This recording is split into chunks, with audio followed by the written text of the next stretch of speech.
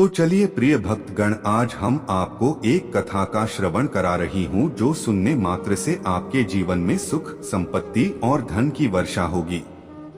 तो चलिए कथा को प्रारंभ करते हैं। एक बहुत पुरानी कहानी है।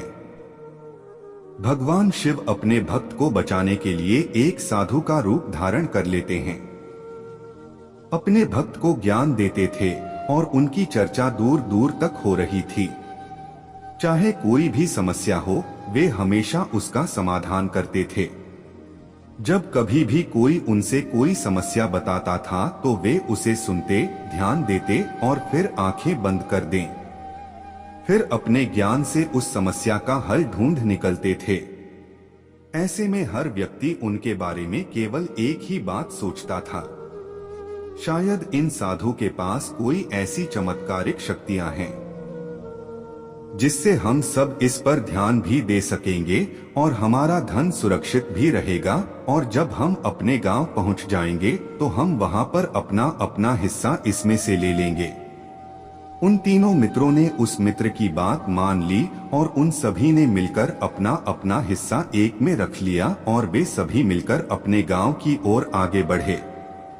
चलते चलते काफी समय बीत चुका था और अब रात्रि होने वाली थी। तभी आगे चलकर रास्ते में उन्हें एक घर दिखाई दिया जहां पर एक बूढ़ी औरत रहती थी। रात का समय हो चुका था और उन चार दोस्तों को रात को ठहरने के लिए कोई अच्छी जगह ढूंढनी थी। उन चारों ने मिलकर यह योजना बनाई कि हम आज रात इसी घर में रुकेंगे। इसलिए वे चारों लोग उस घर की ओर बढ़े और उस घर का दरवाजा खटखटा।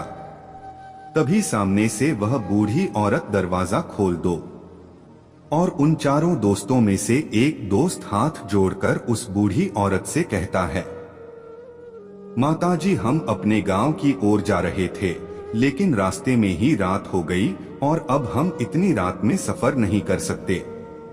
इसलिए हमारी आपसे विनती है कि हम आपके यहाँ पर एक रात रुकना चाहते हैं। कल सुबह होते ही हम यहाँ से चले जाएंगे। उस बूढ़ी औरत ने काफी देर सोच विचार किया और उसके बाद वो बूढ़ी औरत कहती है, ठीक है, तुम सभी आज रात के लिए यहाँ पर रुक सकते हो, मुझे कोई दिक्कत नहीं, मैं खाना बनाने जा रही हूँ। कहो तो तुम लोगों के लिए भी बना दो। उन चारों ने सहमति जताते हुए कहा, हाँ बिल्कुल। उसके बाद उन चारों मित्रों ने वो धन की पोटली उस औरत को थमा दी और कहा, माताजी, इसमें हमारे साल भर की कमाई है। हम चारों ने अब तक का सारा रुपया इसमें रखा है और अब हम इसे आपको देना चाहते हैं, क्योंकि हम चारों में से यह पोटली आपके पास अधिक सुरक्षित रहेंगी।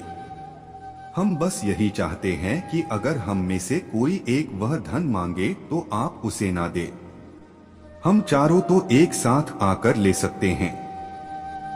तभी वह बूढ़ी औरत कहती है, ठीक है बच्चों, अगर तुम सभी मिलकर आओगे तो ही मैं इस पोस्ट को तुम्हें दूंगी, और तुम लोग तो सुबह ही यहाँ से जा रहे हो तो मैं तुम्हें सुबह ही पोटली दे दूंगी। इस तरह बूढ़ी औरत उस पोटली को छुपाकर रख देती है और वे लोग खाना खाकर सो जाते हैं।